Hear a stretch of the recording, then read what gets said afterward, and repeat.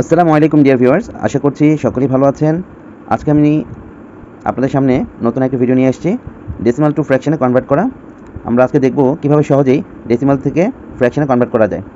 আপনারা আপনাদের বাচ্চাদেরকেও এই ট্রিক্সটি শেখাতে পারেন। আমরা এখানে 4টি ডেসিমালের ম্যাথ নিয়েছি। আমরা দেখব কীভাবে সহজেই ডেসিমাল থেকে ফ্র্যাকশন নেওয়া যায়। প্রথমে আমরা যে কাজগুলো করব, ফ্র্যাকশনের জন্য দাগ টেনে নিব।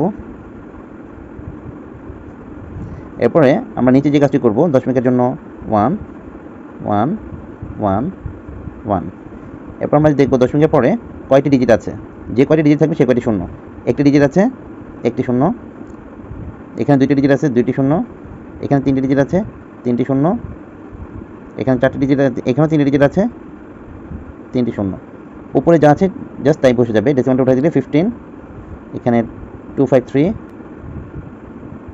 এখানে 3045, এখানে 247। আশা করছি ভিডিওটি ভালো লেগেছে। এরকম আরও মজার মজার ভিডিও পেতে পেজটি ফলো করে সাথেই থাকবেন, আর প্লিজ শেয়ার করে অন্যকে দেখার সুযোগ করে দিবেন।